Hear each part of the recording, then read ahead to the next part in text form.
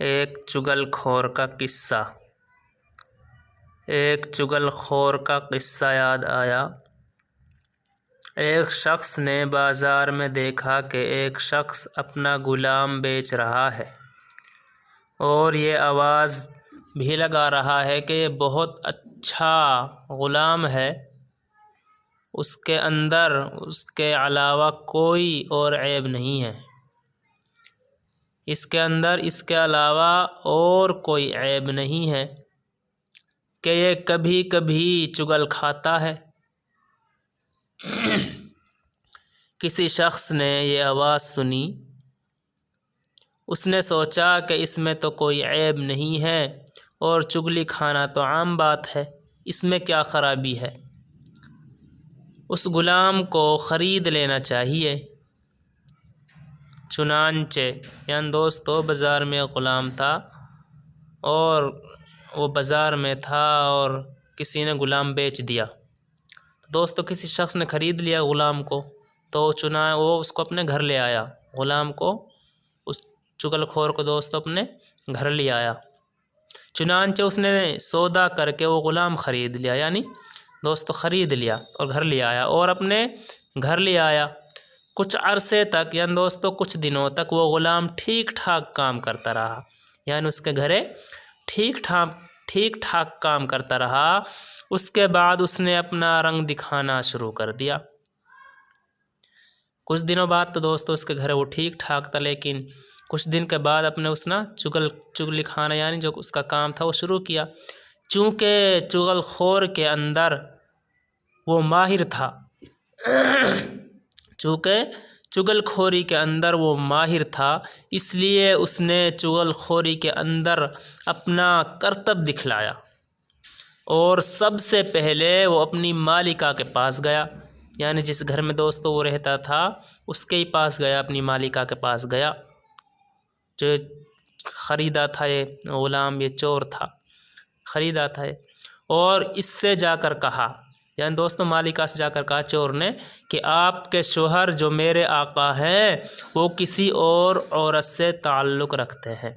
یعنی دوستو وہ مالکہ سب جھوٹ بکا رہو، کہہ رہو، چگلی لگا رہو ہے کہ وہ کسی اور عورت سے تعلق رکھتے ہیں اور اس کے پاس آتے جاتے ہیں، اور عنقریب یعنی دوستو اپنی مالکہ ہے بکا روئی چور، اور عنقریب وہ تجھے چھوڑ کر اس سے شادی کر لیں گے، یعنی دوستو چگل خوری کر رہو، جھوٹ بکا رہو ہے، اور میں تیری خیر خواہی کے لیے تجھے بتا رہا ہوں کہ کسی اور کو مت بتانا۔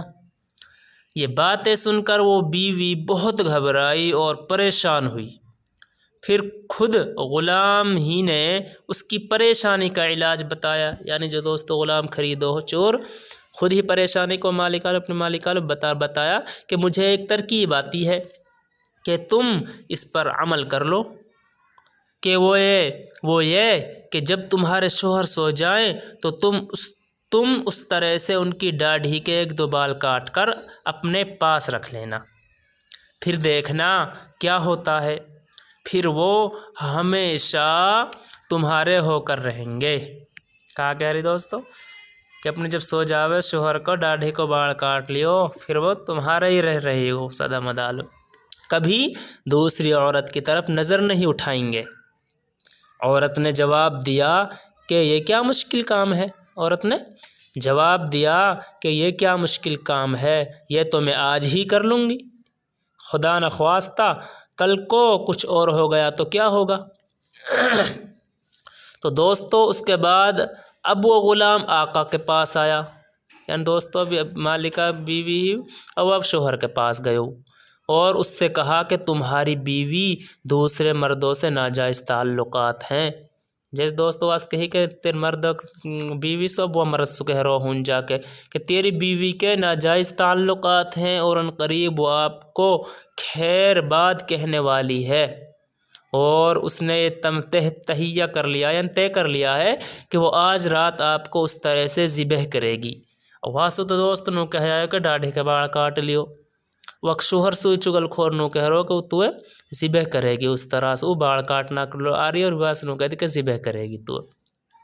اگر آپ کو میری بات کا یقین نہ ہو تو آپ جھوٹ موٹ سو کر دیکھنا، یعنی شوہر سے کہہ رہا ہو دوستو، چور چغل خور کہ جھوٹ موٹ سو کر دیکھنا اور گلا نہ کٹ جائے تو بتانا۔ چنانچہ وہ آقا جا کر جھوٹ موٹ سو گیا۔ دوستو دونوں گھاس بھڑکا کے نہیں، اب کہا رات ہوئی تو سو گو، سو رو نہ سونے کو ڈھونگ کر رہو۔ اور ادھر بیوی اس انتظار میں تھی کہ کب ان کی آنکھ لگے میں اپنا کام کروں، یعنی باڑ کاٹ لے آ کے، اور میاں جان رہے کہ وہ قتل کرے گی۔ میاں کو نیند کہاں آتی، اس لیے اس نے مصنوعی کھراٹا لینا شروع کر دیا، او صحیح دوستو کھراٹا لینا شروع کر دیا۔ اب بیوی کو یقین ہو گیا کہ میاں صاحب کو نیند آ گئی ہے، فوراً استرے لے کر پہنچی اور ابھی ہلکا سا استرے کو گلے پر رکھا تھا کہ آقا نے فوراً آنکھ کھول دی اور بیوی کو پکڑ کر کہا کہ اچھا تو مجھے ذبح کرنا چاہ رہی ہے،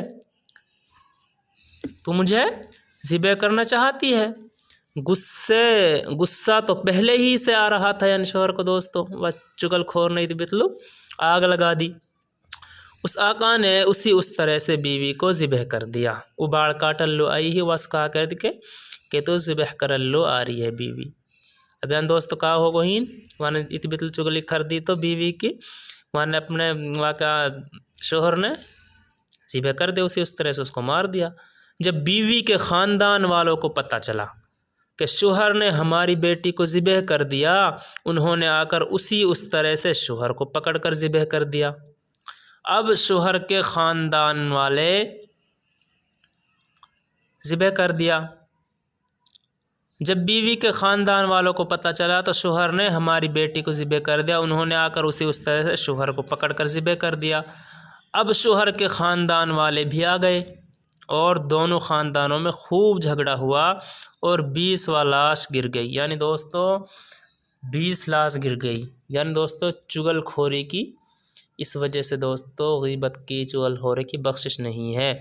اللہ تبارک و تعالی دوستو ہم کو سب کو چغل خوری کرنے سے، غیبت کرنے سے ہماری سب کی حفاظت فرمائے۔ اور دوستو آپ بھی حضرات ویڈیو کو زیادہ سے زیادہ شیئر کریں، ثواب کی نیت سے سبسکرائب کریں۔